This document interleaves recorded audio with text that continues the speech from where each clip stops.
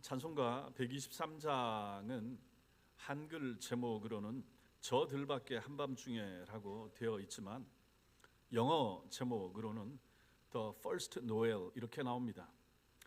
성탄절에 부르는 노래이고 첫 번째 노엘이니까 첫 번째 성탄절이라는 의미가 될 것입니다.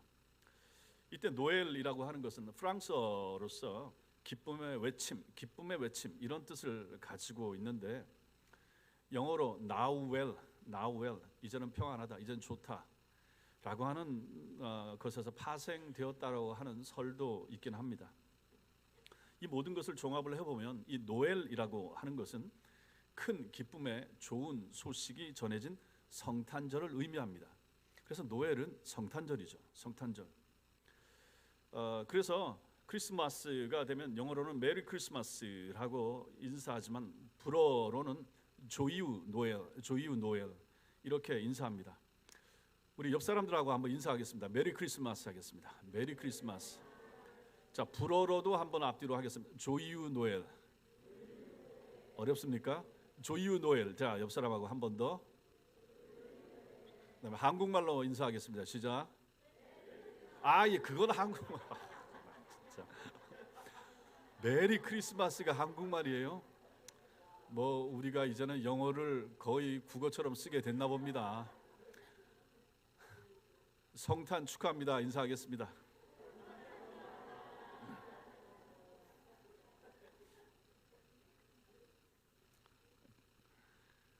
오늘 본문에서는 이 메리 크리스마스를 가장 먼저 즐긴 사람들이 등장합니다.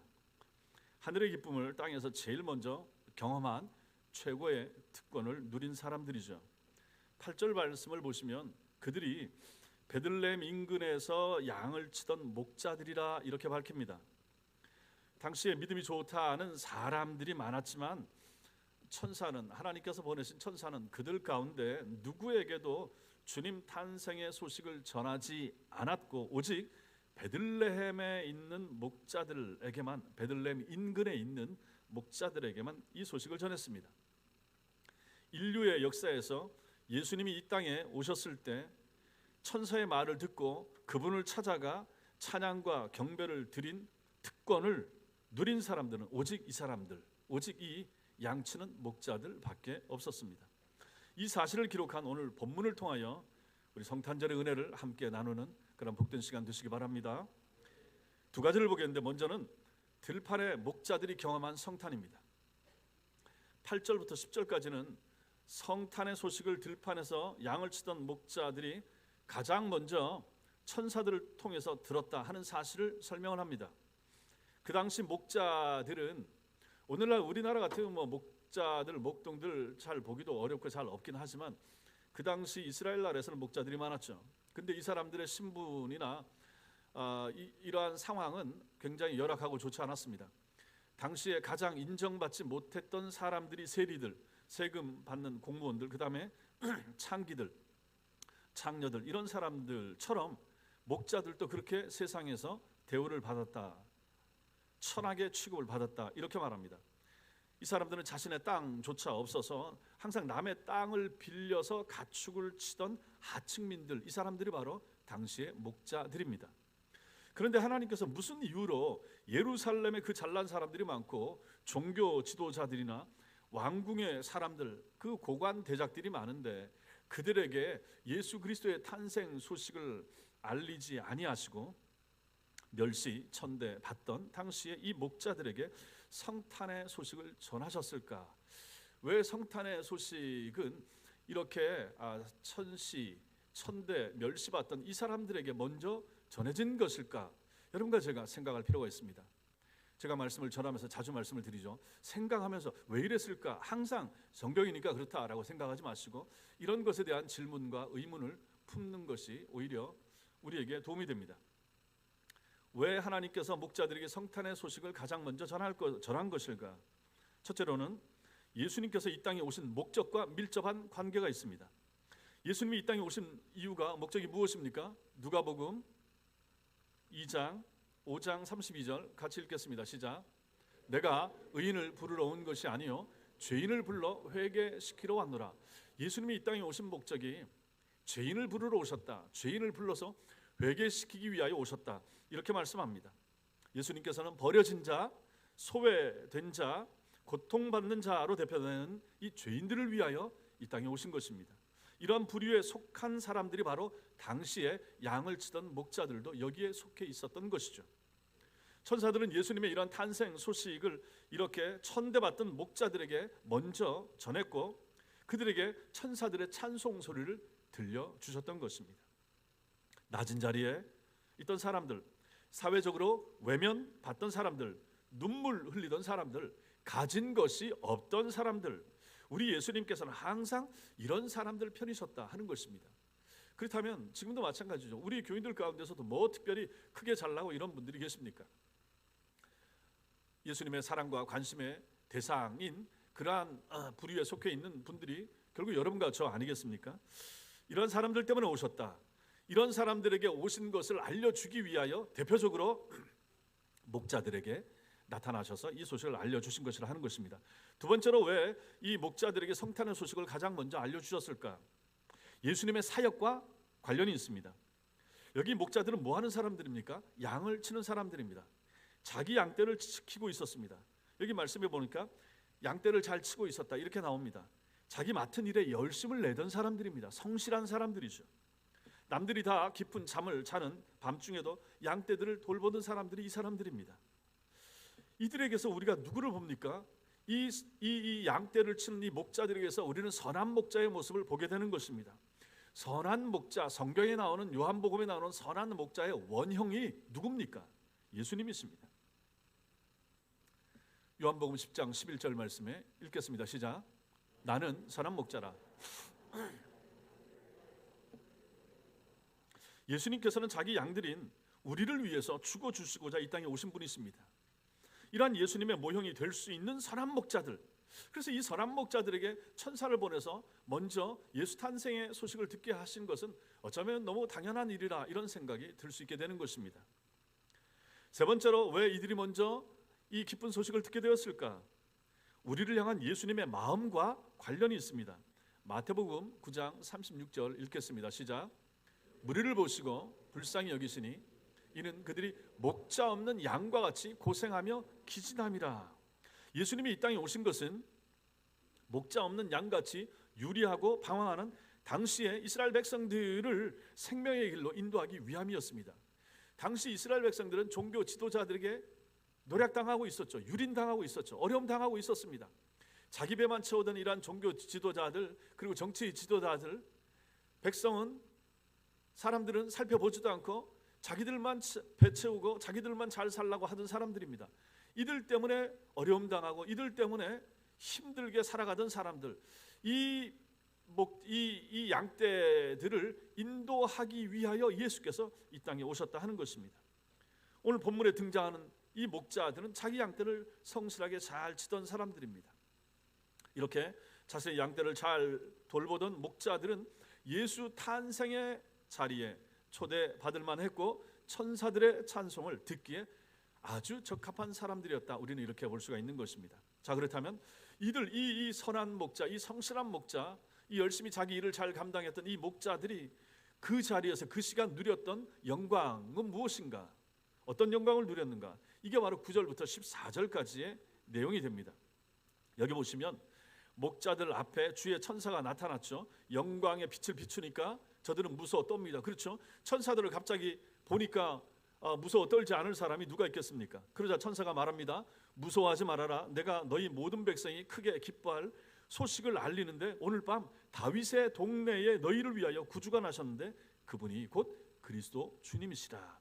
그 증거로서 너희가 이제 가서 볼 텐데 포대기에 쌓여서 구유에 누워 있는 갓난 아기를 볼 것이다. 이렇게 천사들이 이 소식을 전해준 것입니다. 이어서 수많은 천사가 나타나서 14절 우리 같이 읽겠습니다. 시작. 지극히 높은 곳에서는 하나님께 영광이요 땅에서는 하나님이 기뻐하신 사람들 중에 평화로다. 이렇게 13절에 나오는 것처럼 하나님을 찬송하는 이 소리를 이 목자들이 듣게 된 것입니다. 하나님의 영광이 목자들에게 임하고 그들을 두루 비출 때 그들이 하나님의 영광을 보았기 때문에, 하나님의 영광의 빛이 자기에게 왔기 때문에 이 사람들이 외모가 아름답게 바뀌었다든지, 아니면 이 사람들이 부자가 됐다든지, 갑자기 돈이 많이 생기게 됐다든지, 그런 것이 나타난 것이 아닙니다. 목자들은 하늘의 메시지를 들었고 천군 천사들의 찬양 소리를 들었을 뿐입니다. 우리는 이 점에 주목해야 됩니다. 하나님이 성도들에게 주고자 하시는 중요한 것은 무엇인가? 땅의 영광이 아니라 하늘의 영광이라 하는 것입니다. 이 세상 사람들은 땅에 속한 부유함, 명예, 권세, 건강, 영광을 기쁨으로 여깁니다. 이런 걸 추구합니다. 이런 걸 좋아합니다. 물론 하나님께서는 그의 나라와 의를 구하는 사람들에게 이 세상의 삶의 이러한 부분도 필요하니까 하나님이 채워주긴 하십니다. 그러나 돈이나 명예나 권세는 그 자체가 하늘의 영광이 아닙니다. 하나님이 우리에게 주고자 하시는 그 본질적인 영광이 아니라 하는 것입니다. 하나님께 영광을 돌리고 하나님을 잘 섬기라고 일시적으로 주신 것이 이 땅의 영광과 권세와 부와 귀, 이런 것이 일시적으로 하나님께서 하나님 잘 믿고 섬기라고 주신 것입니다. 도구에 불과하죠. 하나님이 여러분과 저에게, 우리 성도들에게 궁극적으로 주고 싶어 하는 것이 무엇입니까? 하늘에 속한 것입니다. 하늘의 영광입니다. 위를 보라라고 말씀하시는 것이죠. 하나님의 자녀가 되는 영광, 하나님과 화목하게 잘 지내는 영광, 예수 그리스도를 믿어서 하나님 나라 천국에 들어가는 영광과 기쁨, 이것이 바로 하나님께서 궁극적으로 그리고 본질적으로 여러분과 저에게 주고 싶어 하시는 것입니다. 여러분들이 아시는 것처럼 땅에 있는 우리 모든 것, 우리가 가진 권세, 명예, 돈, 건강까지도 이거 시간이 지나면 다 사그러지고 없어지고 말 것입니다. 그러다 죽으면 그냥 비석에다가 이름 한 자 남기고 가는 것이 인생입니다. 그리고 그 시간도 10년, 20년, 100년 지나면 잊혀집니다. 지금 세상에서 제사 지내는 유교 가정이나 불교 가정에서 제사 3대, 4대, 5대 그 이상 지내는 데 봤습니까? 저도 제사 예전에 지낼 때 보니까 고조, 증조, 그 다음에 할아버지, 뭐 이때까지 한 3대까지 드리면 잘 드립니다. 그렇게 하면 뭐 양친들 다 포함해서 한 9명 이 정도 이렇게 하게 되더라고요. 그 이상은 알 수도 없습니다. 제사 지내지도 않습니다. 그러니 여러분과 제가 마찬가지 아니겠습니까? 정말로 하나님께서 우리에게 주고 싶어하는 것, 궁극적으로 우리에게 누리고 싶어하는 것, 땅에 있는 것이 아니라 하는 것이죠. 그 너머에 있는 것이죠. 오히려 이 세상을 떠난 다음에 우리가 받아 누릴 것이 하나님께서 우리에게 주고 싶어하는 것이다 하는 것입니다. 그래서 하늘의 영광, 천사들을 통하여 찬송 소리를 들려주시고 하늘 영광의 빛을 그들에게 비춰주셨던 것입니다. 하나님께서는 하늘 영광을 구하는 자들에게 땅의 영광까지도 주기도 하시는 것입니다. 덤으로 주시는 것이죠. 보너스로 주시는 것이죠. 사도 바울이 말합니다. 에베소서 1장 3절 시작. 찬송하리로다 하나님 곧 우리 주 예수 그리스도의 아버지께서 그리스도 안에서 하늘에 속한 모든 신령한 복을 우리에게 주시되, 하나님이 정말로 예수 그리스도를 통하여 우리에게 주고 싶어 하는 것은 예수 믿는 믿음 안에서 하늘에 속한 신령한 복을 우리에게 주시는 것입니다. 신령하고 거룩한 복, 가치 있는 복, 영원한 복, 이것을 주고 싶어 하시는 것이죠. 저걸 주시면서 하나님께서 땅에 살아가는 데 필요한 건강의 복이나 물질의 복이나 이런 것도 덤으로 조금씩 주시는 것이지, 기본적으로 하나님께서 주고 싶어 하시는 것은 바로 하늘에 속한 복이라 하는 것입니다. 그러므로 성도 여러분, 하늘 영광을 추구하심으로 땅의 영광까지 받아 누리는 그러한 은혜가 여러분과 저에게 있게 되길 바랍니다. 두 번째로 우리는 오늘 말씀에서 큰 기쁨의 좋은 소식을 보게 됩니다. 큰 기쁨의 좋은 소식. 10절 말씀을 보십시오. 10절 보시면 같이 읽겠습니다. 시작. 천사가 이르되 무서워하지 말라. 보라, 내가 온 백성에게 미칠 큰 기쁨의 좋은 소식을 너희에게 전하노라. 여기 온 백성이란 유대 민족뿐만 아니라 온 세상 인류를 다 포함합니다. 그리고 큰 기쁨의 좋은 소식, 이 소식이 뭡니까? 그 목자들에게 전해주고 있는 이 큰 기쁨의 좋은 소식이 지금 뭡니까? 예수 그리스도의 탄생 소식입니다. 예수님이 탄생하셨다는 소식이죠. 구세주가 나셨다라고 하는 인류 역사상 가장 놀라운 소식을 전하기 위해서 천사가 나타나서 그들에게 이 소식을 전하고 있습니다. 그렇다면 예수 그리스도의 탄생이 온 인류에게 큰 기쁨의 좋은 소식이 되는 이유가 무엇일까? 또 이것을 생각해 볼 필요가 있습니다. 여러분과 저는 예수를 믿으니까, 이제 예수를 믿게 됐으니까 성탄절도 기념을 하고, 예수가 이 땅에 오신 것이 큰 기쁨의 좋은 소식이라고 믿으십니다. 그런데 오늘 성경에서는 믿는 사람들 뿐만 아니라 모든 세상 사람들에게 예수께서 이 땅에 오신 것이 큰 기쁨의 좋은 소식이라고 말을 하고 선언하고 있는 것입니다. 왜 그럴까? 이 이유가 무엇일까? 첫 번째로는 이 소식이 하늘에서 온 것이기 때문에 그렇습니다. 이 소식은 하늘에서 왔습니다. 9절에 보시면 주의 사자가 나타나죠. 10절에 보시면 천사가 나옵니다. 이게 누가 보냈습니까? 이러한 존재들은 전부 다 하나님께서 보낸 영적인 존재들이죠. 하나님께서 천사를 사용하여 이 땅에 당신의 뜻을 알려 보냅니다. 천사는 메신저입니다. 하나님의 메시지를 가지고 이 땅에 오는 메신저들인 거죠. 하나님의 뜻을 받들어 일을 하는 천국의 비서들, 그들이 바로 천사들입니다. 그래서 천사의 숫자가 많습니다. 무수합니다. 그들이 하나님께로부터 받아서 이 세상에 가지고 온 소식이니까 이것은 기쁜 소식일 수밖에 없습니다. 세상에서는 기쁨의 소식이 별로 없습니다. 우리가 살아가는 세상이 그렇습니다. 각종 사고의 소식이 얼마나 많습니까? 뉴스를 보기가 겁납니다. 각종 질병의 소식, 듣도 보도 못한 병들이 여기저기 생기고, 우리 교인들 가운데도 마찬가지고, 우리 주변에 있는 목사님들 가운데 애들도 희귀병이 갑자기 생겼다고, 입원했다고 그런 얘기가 들리고 그렇습니다. 경제 위기가 점점 심화될 것이라 하는 얘기 끊임없이 뉴스를 틀기만 하면 나옵니다. 전쟁의 소식 끝났으면 좋겠는데 끝나지 않습니다. 푸틴의 내 욕심과 야망, 또 일본 군국주의의 재부활과 부상, 시진핑의 이 패권을 향한 그 의지, 이런 것들이 끊임없이 전쟁의 원인이 되고 있다, 이렇게 생각합니다. 그러니 우리가 사는 세상에서 들려오는 뉴스 가운데, 소식 가운데 뭐 좋은 소식이 있습니까? 정치인들이 우리에게 좋은 소식을 전해줍니까?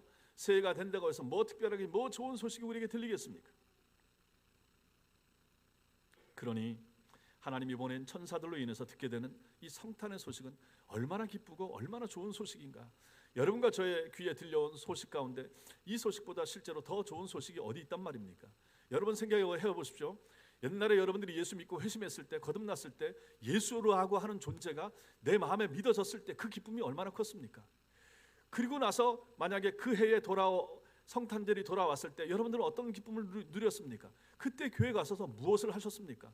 어떻게 하나님을 찬송하고 어떻게 예수님을 노래했습니까? 너무너무 기쁘고 즐겁지 않았습니까? 매년 성탄의 소식은 들려옵니다.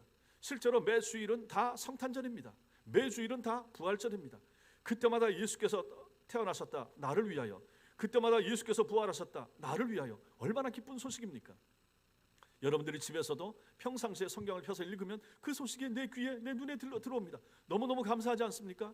주일날 교회 오면 목사의 설교 가운데 예수 그리스도의 탄생의 소식, 예수 그리스도께서 날 위해서 죽으셨다, 예수님이 당신 사랑하신다, 예수님이 이 땅에 다시 오신다, 여러분이 세상을 떠나면 하나님 나라 갈 것입니다. 매주마다 듣는 설교가 다 이런 내용 아닙니까? 다 기쁘고 즐거운 소식 아닙니까? 정말로 이러한 설교가, 이런 메시지가 여러분 영혼에 기쁩니까? 정말로 즐거우십니까? 설교 듣는 것이 정말로 좋으십니까? 그때마다 아멘 하십니까? 그래야 되지 않겠습니까? 그것이 우리의 정상적인 신앙 생활에 하는 모습이라 하는 것입니다. 예수 그리스도의 탄생이 온 인류에게 큰 기쁨의 좋은 소식이 되는 첫 번째 이유, 하늘에서 왔기 때문이에요. 두 번째 이유는 무엇입니까? 하나님 자신이 사람의 몸으로 나타났기 때문에 그렇습니다. 하나님이 사람이 되셨다, 이 소식, 영이신 하나님, 그래서 누구도 볼 수 없었던 하나님을 단 한순간, 단 33년 동안, 물론 이스라엘 백성들만이지만 그들만 보았습니다. 그리고 그들도 깨닫지 못했죠. 태어났을 때도 어머니 마리아와 요셉 정도만 생각을 했죠. 그리고 오늘 여기 목자들만 정말로 그렇구나, 저 아기가, 천으로 쌓여있는 저 아기가, 말 구유에 누워있는 저 아기가 하나님이시구나, 그들만 보았습니다. 그리고 30살 될 때까지 다른 사람 알지도 못했습니다. 3년 동안 공적인 생애 하는 동안에 예수님이 나가서 복음을 전하고 내가 하나님이고 내가 하나님의 아들이라고 그토록 얘기했음에도 불구하고 얼마나 많은 사람이 안 믿었습니까? 이 소식을 배척하지 않았습니까? 배척해내고 믿지도 않았죠. 아무튼 그렇게 예수님이, 하나님이신 예수님이 이 땅에 오셔서 그렇게 33해 동안 살다 가신 적이 있었다 하는 것입니다. 그러한 성탄, 그러니 얼마나 기쁜 소식입니까? 얼마나 즐겁습니까? 하나님이 사람이 되셨다. 그 이전에는 그런 적도 없어요. 예수님이 이때 한 번 오셨어요. 이후로도 예수님 재림할 때까지 다시는 예수님이 오시지 사람의 몸을 입고 재림할 때만 오시지 나타나지 않습니다. 하나님을 다시는 육신의 눈으로 우리는 볼 수가 없다 하는 것입니다. 그러니 이것이 얼마나 기쁜 소식인가. 세 번째로 예수님의 탄생이 온 인류에게 큰 기쁨의 좋은 소식이 되는 이유가 무엇인가? 세 번째, 온 백성 전 인류에게 영향을 미칠 소식이기 때문에 그렇습니다. 11절에 보시면 너희를 위하여 구주가 나셨다. 너희를 위하여 구주가 나셨다. 이렇게 말합니다. 예수님의 탄생은 주님을 구세주로 영접하고 믿게 될 모든 사람들의 영혼을 구원할 소식이기 때문에 기쁜 소식입니다. 이제 온 인류 가운데 80억이 넘는 지금 이 세상 사람들 가운데 예수 믿는 그 사람들의 영혼만 구원받을 것입니다. 그러니 이 소식은 기쁜 것이죠. 여러분과 저도 여기에 해당된다 하는 것입니다. 네 번째로 왜 예수님의 탄생이 온 인류에게 미칠 큰 기쁨의 좋은 소식이 되는가? 그것은 예수님이 구주로 오셨기 때문에 기쁨의 소식이 됩니다. 구주로 오셨다, 구세주로 오셨다 하는 것입니다. 11절은 예수님을 소개하기를 세 가지로 소개합니다. 구주, 그리스도, 주 이렇게 소개합니다. 이게 다 하나님의 이름이죠. 예수님의 이름이죠. 구원자, 기름 부음 받으신 하나님, 이런 뜻입니다. 이러한 이름들은 우리에게 무엇을 보여줍니까? 장차 여러분과 저를 죄에서 구원하기 위하여 자신을 십자가에 들이실, 바치실 이 예수님의 사역을 보여줍니다. 그 이름 구주, 그 이름 그리스도, 그 이름 주. 그래서 그 이름은 궁극적으로 우리를 구원할 주님이시라 하는 것을 보여주는 것이죠. 죄로 인한 죽음의 문제, 예수님이 오시기 전까지는 절대로 인류가 풀 수 없는 문제가 이 문제였습니다. 모세도 다윗도 이 죄의 문제는 해결하지 못했습니다. 사람들은 누구나 죽기를 원치 않지만 다 죽을 수밖에 없고 지금도 죽어가고 있습니다. 아담의 타락으로 인해서 그렇게 됐습니다. 모든 인류는 태어나면서부터 실제로는 죽어가는 존재가 된 것입니다. 이 죽음의 문제를 해결하고자 진시황 같은 사람은 불로초를 구하러 3,000명 넘는 사람들을 보냈다고 합니다. 또 이 세상에 많은 사람들은 많은 종교를 만들어서 그 종교의 힘으로 자신들이 영생을 누려보고자 시도를 하고 있습니다. 지금도 마찬가지입니다. 오늘날 과학계, 의학계는 어떻게 합니까? 유전공학과 생명공학을 가지고 인간의 수명을 늘려보고자 하는 시도를 하고 있습니다. 그래서 그 결실을 보고 있죠. 한 120세까지도 살 수 있게 되리라 이렇게 학자들은 말을 합니다. 그러나 그것이 전부입니다. 200살도 못 삽니다. 죽을 수밖에 없습니다. 죽어야 됩니다. 결국은 죽습니다. 그런데 예수님께서 십자가에서 대속의 죽음을 당하시고 사흘 만에 부활하심으로 말미암아 인류에게 이 죽음의 문제를 해결해 주신 것입니다. 이게 2000년 전에 이미 벌어진 일이에요. 이것을 믿으라라고 전하는 것이 기독교입니다. 이것을 믿으세요라고 말하는 것이 설교고 전도하는 것입니다. 누구든지 예수님을 영접하고 십자가의 대속의 은혜를 믿기만 하면 예수님처럼 죽음을 이기고 부활할 수 있게 되는 것입니다. 믿으시기 바랍니다. 그러므로 예수님의 탄생은 어느 특정한 사람들에게만 기쁜 소식이 아니라 나와 너, 우리 온 인류 모두에게 예수 그리스도를 영접하게 될 이 모든 사람들에게 기쁜 소식이 되는 것이죠. 믿기만 하면 사니까요. 믿기만 하면 죄 용서 받으니까요. 믿기만 하면 천당 들어가니까요. 너무너무 쉬워서 실제로 안 믿어요. 그렇게 쉬운 것을 안 믿는 거죠. 그러니 몸으로 뭔가 해보려고 하고, 그래서 다른 종교에서 그렇게 많이 몸으로 또 고행으로 아니면 물질을 바치는 것으로, 헌금하는 것으로 이런 것을 가지고 천당에 이르러 보려고 하는데 그것은 다 헛된 노력이고 수고를 하는 것입니다. 기독교가 바로 이것입니다. 성도 여러분, 기독교의 핵심 메시지는 소식입니다. 소식. 기독교는 소식의 종교입니다. 뉴스입니다. 리포트입니다. 기쁜 소식을 전합니다. 기독교의 핵심이 소식이라고 하는 것은 기독교가 다른 모든 종교나 철학과 다른 점입니다. 중요합니다. 복음은 사람들이 무언가를 해야 한다라고 요청하는 충고나 조언이나 명령이 아닙니다. 잘 생각하십시오. 복음은 여러분을 위해서 이미 이루어진 일에 대한 소식입니다. 세상의 모든 종교는 기본적으로 좋은 충고입니다. 당신이 뭘 하십시오. 뭘 해야 구원에 이를 것이니까 믿고 순종하십시오. 다른 모든 종교들이 그렇게 말합니다. 3000배 절을 하십시오. 아니면 뭔가를 하십시오. 고행을 하십시오. 사회를 위해서, 이웃을 위해서 선한 일을 하십시오.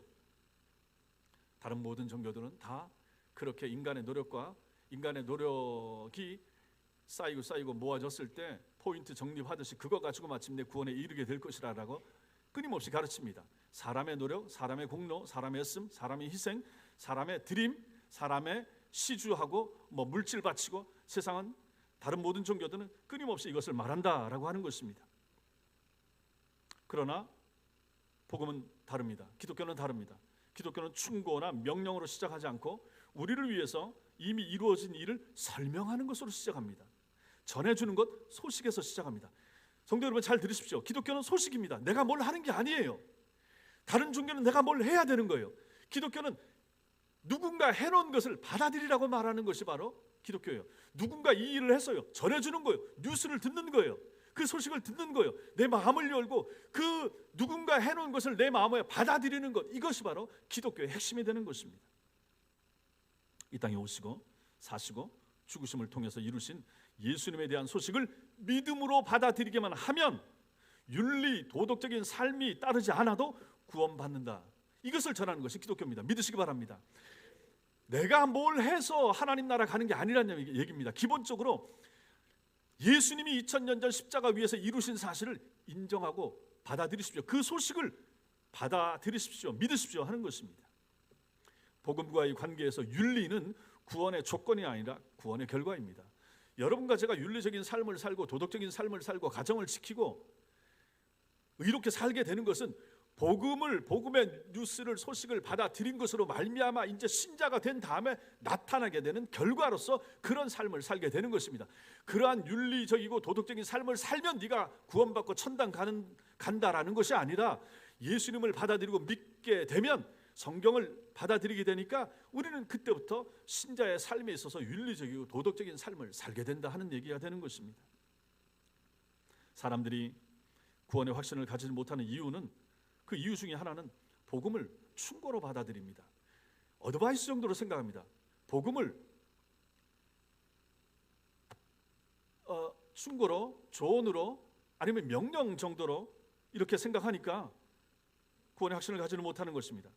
자신이 윤리, 도덕적인 충고를 잘 따르고 있으면 구원받은 것 같고 아니면 못 받은 것 같은 것입니다. 여러분과 제가 예수 믿고 거듭났음에도 불구하고 죄를 질 수 있습니다. 실수할 수 있습니다. 큰 죄를 질 수가 있어요. 그때 넘어지는 거죠. 아이고, 내가 아직 구원 못 받았나 보다. 내가 신자인데 이런 큰 죄를 짓는 걸 보니까 나 아직 구원 못 받았다. 이렇게 생각하기 쉽다는 얘기입니다. 그게 아니라고 복음은 우리에게 가르쳐 주고 있는 것이죠. 구원의 근거, 구원의 확신의 근거가 예수님이 아니라 자신의 도덕적인 성품에 달려있다. 이렇게 생각하는 사람들이 많은데 그게 옳지 못합니다. 그렇지 않습니다. 여러분 자신에게 구원의 근거가 달려있는 것이 아닙니다. 예수님이 그것 때문에 오신 것이 아니라 하는 것입니다. 기독교의 구원은 우리의 성실성에 달린 것이 아니라 예수님의 성실성에 달려있다 하는 사실을 믿으시기 바랍니다. 여러분과 제가 예수 믿으면서 뭔가 잘하고 성실하게 하니까 내가 구원받아 천당 가겠다. 그 사실이 아니라 하는 것입니다. 내 성실성과 내 충성과 내 헌신과 내가 헌금한 것과 내가 섬긴 것과 내가 직분에 감당한 것, 이것 때문에 하나님 나라 가는 것이 아니라 하는 것입니다. 예수께서 십자가 위에서 이루어 놓으신 그 사실에 근거하여 여러분과 제가 구원받는 거예요. 내 노력과 내 무언가에 내 구원의 동기와 근거가 놓여있지 않다 하는 것입니다. 여러분과 저의 구원의 확신과 근거는 바깥에 있는 거예요. 우리 내부에 있지 않아요. 밖에 예수께서 2000년 전 십자가 위에서 이루어 놓으신 십자가 죽으심의 사실, 그 사실 위에 여러분과 저의 구원의 근거가 거기에 두어져야 우리의 구원은 흔들림이 없다는 것입니다. 날 보면 부족하잖아요. 여러분과 저를 보면 얼마나 모자랍니까? 목사인데도 이러고 직분자임에도 불구하고 30년, 50년 예수를 믿었어도 혈기가 나오기도 하고 부족한 모습들이 나오잖아요. 그때마다 마귀가 우리를 참서 너 봐라. 너 그게 신자니? 너 예수 믿는다고? 너 직분자가 그게 뭐니? 이렇게 우리를 끊임없이 충동질하면서 너 아직 멀었어. 너 신자 아니야. 끊임없이 마귀가 우리를 유혹하잖아요. 듣지 마시라는 얘기입니다. 구원의 근거는 우리 속에 있지 않습니다. 구원의 근거는 예수께서 2000년 전 십자가 위에서 이루어 놓으셨습니다. 그 예수를, 소식, 그 굿뉴스를 내 마음속에 받아들이기만 하면 되는 거예요. 그러면 그 뉴스 위에, 그 소식 위에 내 구원은 그 위에 세워지는 거예요. 내가 뭘 해도 상관이 없어요. 실제로는 예수 믿고 나면 그때부터 삶이 달라지겠죠. 변화되겠죠. 변화된 삶이 내 구원의 근거가 아니라 예수 그리스도의 죽으심이 내 구원의 근거가 되는 거예요. 근거를 바로 세우시라 하는 것입니다. 여러분과 저 우리의 노력과 공로와 수고로 구원에 이르지 아니하고 예수님이 이루신 수고와 예수님의 희생과 예수님의 죽음으로 구원에 이른다는 사실 믿으시기 바랍니다. 우리 구원의 근거는 우리 속에 있지 않고 우리 외부에 계신 예수님께서 하신 일에 있습니다. 베들레헴 말구유에 있고 갈보리 십자가 위에 있다 하는 사실을 믿으시기 바랍니다. 이것을 전하는 것이 소식입니다. 이것이 바로 복음입니다. 이것이 굿뉴스입니다. 그래서 이 소식을 큰 기쁨의 좋은 소식이라고 하는 것입니다. 사랑하는 성도 여러분, 우리는 지난주와 오늘 본문에서 성탄절의 시작을 봅니다. 성탄절은 다른 어떤 것으로 시작되지 않고 말씀과 찬송으로 시작된다 하는 사실을 여러분들이 아셔야 됩니다. 천사가 전한 말을 전했죠. 뭡니까? 하나님의 말씀입니다. 하나님의 메시지를 전한 천사와 수많은 천군이 그 다음으로 한 것이 무엇입니까? 탄생하신 아기 예수님을 인해서 하나님을 찬송한 것입니다. 말씀이 먼저 들려오고 말씀에 반응하여 찬송하는 천사들의 찬송의 소리를 땅에 있는 목자들이 들은 것입니다. 우리들도 마찬가지 아닙니까? 그 소식을 들은 것 때문에 너무 감사해서 하나님을 찬송하고 우리 중창단이 찬송하고 하는 것이죠. 베들레헴에서 예수님이 태어나셨을 때 천사들은 하늘나라 찬양대를 대동하고 목자들에게 내려왔습니다. 그들은 기쁨의 좋은 소식을 목자들에게 들려주었고 수많은 천군과 천사들이 찬송하는 장면을 보여주었습니다. 그들의 찬송의 주제가 무엇입니까? 하늘의 영광, 땅의 평화였습니다. 이 찬송은 하나님 나라의 임재를 알리는 빵파라였고 새로운 시대를 여는 서곡이었던 것입니다. 2022년을 마감하면서 예수님의 탄생을 기념하는 이때 여러분과 저 우리가 불러야 될 찬송이 무엇입니까? 우리가 불러야 될 찬송의 주제가 무엇입니까? 온 백성에게 미칠 큰 기쁨의 좋은 소식을 들은 사람들입니다. 여러분과 저는 아는 사람들입니다. 이런 우리가 힘차게 불러야 될 찬송이 무엇입니까? 그 주제가 무엇입니까? 하나님께 영광, 우리에게 평화. 하나님께 영광, 땅에는 평화인 것이죠. 하나님께 영광, 교회의 평화. 따라하겠습니다. 하나님께 영광, 교회의 평화. 하나님께 영광, 우리에게 평화. 이 찬양을 힘차게 부르면서 성탄절을 기념하는 여러분과 제가 되시기 바랍니다. 기도하겠습니다.